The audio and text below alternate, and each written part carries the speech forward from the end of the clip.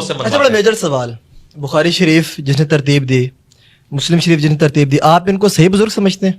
جی ہم بھی اتفاق ہے ان کے اوپر. یہ کیسے بزرگ ہیں؟ ان کی دلیل آپ دیں قرآن و سنت سے کہ یہ مستند بزرگ ہیں. مستند بزرگ اس طرح ہے کہ سب کا اتفاق ہے ان کے اوپر. تو اتفاق تو پھر زبانی کلامی ہوگا نا. مجھے بتائیں. بسم اللہ الرحمن الرحیم. آج کی چند گزارشات انجینئر محمد علی مرزا اور ان کے اسٹوڈنٹس کے نام. انجینئر صاحب سے ایک سوال کیا گیا پوڈ کاسٹ میں. ایک صاحب ان سے سوال کرتے ہیں کہ جناب آپ بخاری مسلم کو اپنا بزرگ مانتے ہیں، ان کی بزرگی کے اوپر آپ کے پاس قرآن و سنت سے کیا دلیل ہے، یا آپ ان کو بزرگ کیوں مانتے ہیں؟ قرآن و سنت سے دلیل تو وہ ابھی تک نہیں دے سکے. اس پروگرام میں انہوں نے کہا میں بعد میں آؤں گا قرآن و سنت پر وہ آئے آج تک نہیں.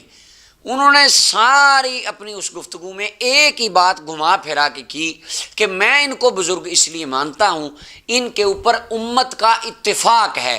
اہل سنت کے 1200 سال سے جو اہل سنت و جماعت کے افراد ہیں وہ ان دونوں بندوں کو، امام بخاری رحمۃ اللہ علیہ، امام مسلم رحمۃ اللہ علیہ، ان دونوں کو صحیح مانتے ہیں، اپنا امام مانتے ہیں، بزرگ مانتے ہیں، لہذا میں ان کو بزرگ مانتا ہوں. اچھا جی، اب یہ اصول بن گیا کہ پورے اہل سنت جس کو بزرگ مانے وہ آپ کا بزرگ ٹھہرے گا. تو اہل سنت و جماعت پچھلے 1000 سال سے حضرت سیدنا علی بن عثمان حجویری، جن کو داتا گنج بخش کہا جاتا ہے، داتا صاحب کہا جاتا ہے، ان کو سارے اللہ کا ولی مانتے ہیں. آپ ان کو اپنا ولی کیوں نہیں مانتے؟ آپ ان کو بزرگ کیوں نہیں مانتے؟ جس بزرگی کے معیار پر امام بخاری کی بزرگی ثابت ہے یا امام مسلم کی بزرگی ثابت ہے، اسی معیار پر حضرت امام داتا صاحب علیہ رحمہ ان کی بزرگی ثابت ہے، اور اسی معیار پر حضرت سیدنا باعزید بسطامی رحمۃ اللہ علیہ، باعزید بسطامی کو تمام محدثین اللہ کا ولی مانتے ہیں. امام علامہ ذہبی اور ابن حجر اسقلانی کو آپ پڑھیں، وہ لکھتے ہیں کہ ان کی کتابوں میں جو بعض لوگوں نے غلط باتیں منسوب کرتی، ان کی طرف منسوب ہے کہ میرا جھنڈا سب سے بڑا ہوگا، حضور سے بھی نعوذ باللہ بڑا ہوگا، اس طرح کی جو باتیں ہیں جو مثلا اس طرح کی ان کی طرف غلط منسوب ہے. محدثین نے کہا یہ ان کی کتابوں میں ڈال دی گئیں. بعض لوگوں نے ان کی طرف غلط منسوب کر دی، وہ اللہ کے ولی تھے. 1200 سال سے تمام اہل سنت ان کو اللہ کا ولی مانتے ہیں. آپ کہتے ہیں کہ وہ نعوذ باللہ یہ برے لوگ تھے اور وہ خائن تھے اور انہوں نے تو دین میں ڈاکہ ڈالا. اگر انہوں نے دین میں ڈاکہ ڈالا تو امام بخاری مسلم پر اگر کوئی بندہ یہ اعتراض کرے، آپ کے پاس اس کا کیا جواب ہوگا؟ کیونکہ جس رول کے اوپر، جس پرنسپل کے مطابق آپ بخاری مسلم کی بزرگی ثابت کر رہے ہیں، اسی پرنسپل کے مطابق باعزید بسطامی بھی بزرگ ہیں، حضور داتا صاحب بھی بزرگ ہیں.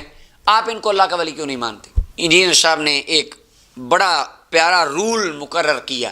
انہوں نے کہا ایک بات یاد رکھ لیں، ایک اصول ہے. پہلے میں آپ کو بتا رہا ہوں کہ اختلاف جہاں ہو دلیل وہاں چاہیے ہوتی ہے، ذہن میں رکھیے گا، یہ اصول ہے. جہاں اختلاف ہو وہاں دلیل مانگی جاتی ہے، یہ اصول ہے. سب سے پہلے ان کے ماننے والوں سے میری گزارش ہے، یہ اصول اللہ کے قرآن کی کس آیت سے ثابت ہے؟ صحیح حدیث ایک آپ بتا دیں جس میں نبی علیہ الصلوۃ والسلام نے اس اصول کو بیان کیا ہو. کیونکہ آپ کے 2 اصول ہیں، صرف کتاب و سنت. بابے ہم نے کسی کو نہیں ماننا، صرف کتاب و سنت کو فالو کرنا ہے، اور قرآن و سنت کا ہی سارا دین ہے. تو یہ جو اصول ہے آپ قرآن و سنت سے نکال دیں کہ اللہ تعالیٰ نے فرمایا ہو، یا صحیح حدیث بخاری مسلم یا صرف کتب ستہ میں حضور نے فرمایا ہو، دلیل وہاں مانگی جائے گی جہاں اختلاف ہوگا. آپ کا یہ اصول کیا قرآن و حدیث سے ثابت ہے؟ پھر انہوں نے کہا تو لہذا چونکہ بخاری مسلم کے اوپر اتفاق ہے، اختلاف نہیں ہے، لہذا ان کی بزرگی پر دلیل ہی نہیں مانگی جائے گی. داتا صاحب کی بزرگی پر 1000 سال سے لوگوں کا اتفاق ہے، تو ان کی بزرگی پر دلیل کیسی؟ باعزید بسطامی پر 1200 سال کے ائمہ، محدثین، علماء، لوگوں کا اتفاق ہے کہ وہ اللہ کے ولی تھے. تو آپ بتائیں ان کی بزرگی پر کیسی دلیل؟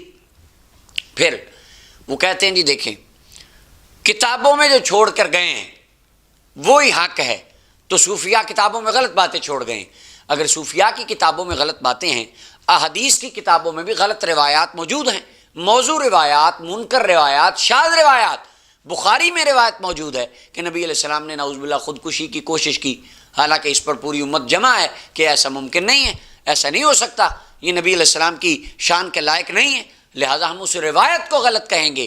بخاری پوری کتاب کو غلط نہیں کہیں گے، امام بخاری کو غلط نہیں کہیں گے. یا اس کے علاوہ مسلم کی روایت ہے، اس کے اوپر ان تمام باتوں پہ میں تفصیل سے گفتگو کر چکا ہوں کہ نبی علیہ السلام کی ایک عورت پر نگاہ پڑ گئی. یہ شاذ اور منکر روایت ہے، نبی علیہ السلام کی بے ادبی ہے اس میں، آقا کریم علیہ السلام کی شان کے لائق نہیں ہے، لہذا روایت کتابوں میں آ گئی. بزرگوں کو یا ساری کتابوں کو آگ نہیں لگائی جائے گی، غلط باتوں کو نکالا جائے گا. آج کل شادی کے رسم و رواج میں کتنی بری چیزیں لوگوں نے شامل کر لیں، تو کہ شادی بین کر دیں گے آپ؟ شادی سے غلط رسومات کو نکال لیں گے، وہ شادی کو بین نہیں کریں گے. اسی طرح یعنی اگر آپ جو اصول محدثین کے لیے بنا کے بیٹھے ہیں، صوفیاء بھی ان پر پورا اترتے ہیں. اور اگر آپ ایک رول بنا کر صوفیاء اولیاء اللہ پر تنقید کرتے ہیں، اگر محدثین اس کے زمرے میں آ جائیں تو کیا آپ ان کو بھی ماننے سے انکار کریں گے، یا یہاں آپ دوگلی پالیسی کریں گے؟ اور اللہ کو بدترین بندہ دو منہ لگتا ہے، جس کی دو شکلیں ہوں، اپنی باری میں اپنے فرقے کے مطابق اس کے معیار اور ہوں، جب انہی اصولوں پر اپنے فرقے کے خلاف بات آئے تو ان کے معیار بدل جائیں. کیا یہ فرقہ پرستی نہیں ہے کہ ایک اصول جو آپ نے بنایا اور اس کے اوپر آپ نے امام بخاری اور مسلم کی بزرگی ثابت کی، اسی اصول پر حضرت داتا صاحب، غوث پاک، اولیاء اللہ کی بزرگی ثابت ہو تو آپ ان کو ماننے سے انکار کر دیں؟ کیا یہ منافقت نہیں اور فرقہ وریت، فرقہ پرستی نہیں ہے؟ اس کے بعد وہ موصوف کہتے ہیں کہ اہل سنت کا منہج 4 باتوں پر مشتمل ہے: کتاب اللہ، سنت رسول، اجماع امت اور قیاس. اہل سنت کی فقہ حنفی کی 4، ویسے فقہ حنفی کو صبح شام وہ تبرہ کرتے ہیں، تو اب جب وہ اپنا دفاع کرنے کی باری آئی تو فقہ حنفی کے کتابوں کے اصول وہ پبلک کو سنا رہے ہیں. سبحان اللہ. قرآن و سنت سے قرآن و سنت سے ان کے قرآن و سنت پہ بھی میں آتا ہوں، میں بعد میں آؤں گا. اہل سنت کا منہج جو ہے نا وہ 4 چیزوں کے اوپر مشتمل ہے. نمبر 1 قرآن، نمبر 2 سنت، نمبر 3 اجماع امت، اور اجماع امت میں کسی فرقے کا اتفاق نہیں، پوری امت کا اتفاق. اور نمبر 4 اگر قرآن و سنت اجماع میں کوئی چیز موجود نہ ہو تو پھر آپ اجتہاد اور قیاس کر سکتے ہیں. کہتے ہیں کتاب اللہ، سنت رسول، اجماع امت اور قیاس. کتاب اللہ اور سنت کو ایک طرف، اجماع ہے پوری امت جمع ہو جائے، تو بخاری مسلم پر پوری امت جمع ہے، تو اس کا مطلب سب سے پہلے تو یہ بات مانیں بخاری مسلم کی بزرگی پر آپ کے پاس کتاب و سنت سے کوئی دلیل نہیں ہے، قرآن و سنت سے آپ کے پاس کوئی دلیل نہیں. اس کے بعد اجماع سے انہوں نے یہ بات ثابت کی، تو یہ ایسا تو صحیح حدیث میں آتا ہے، نبی علیہ السلام نے فرمایا ید اللہ علی الجماع، جماعت والوں پر اللہ کا دست قدرت ہے.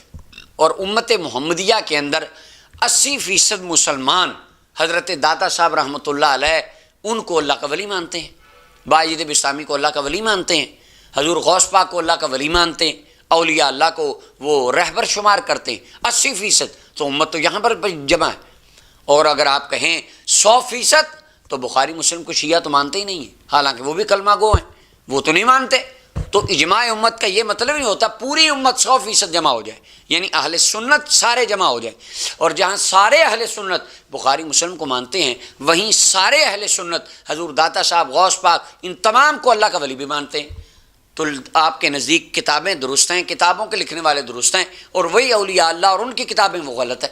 تو یہ منافقت کیوں ہے؟ آخر میں انہوں نے ایک بات کی، انہوں نے کہا 1200 سال سے اہل سنت صرف انہی 2 کتابوں پر ڈیپینڈنٹ ہیں، صرف یہ 2 کتابیں بخاری مسلم، انہی 2 پر اہل سنت باندھ ہیں. پچھلے 1200 سال سے اہل سنت انہی 2 کتابوں کے اوپر ڈیپینڈنٹ ہیں نبی صلی اللہ علیہ وآلہ وسلم کے فرامین کو ماننے کے اعتبار سے. حالانکہ یہ سری جھوٹ ہے. 6 کتابیں معروف ہیں کتب 6، اور ان میں بھی بعض محدثین کا اختلاف ہے، بعض نے 5 کہا، بعض نے ابن ماجہ کی جگہ اور کتب کا ایڈ کیا. اور موطا امام مالک یہ بخاری مسلم سے پہلے لکھی گئی کتاب ہے، پوری دنیا میں اس کا اپنا ایک مقام ہے. یا باقی کتب احادیث ہیں. اگر بخاری مسلم میں کل دین ہے، پوری نماز 5 نمازوں کی رکعات اور ان کو ادا کرنے کا ایک ایک رکن آپ بخاری مسلم سے نکال دیں، پوری نماز صرف بخاری مسلم ثابت کر دیں. حالانکہ آپ کے جو ریسرچ پیپر ہیں ان میں آپ نے نچلی کتابوں کے حوالے دیے ہیں، پورا دین بخاری مسلم میں نہیں ہے. اور جہاں تک بات رہی کہ پورے اہل سنت انہی 2 پر منحصر ہیں، یہ بات جھوٹ ہے. یہ میرے پاس کتاب ہے فتح القدیر، علامہ کمال الدین محمد بن عبد الواحد رحمۃ اللہ علیہ، المتوفا 281 ہجری 281 ہجری میں ان کا وصال ہے.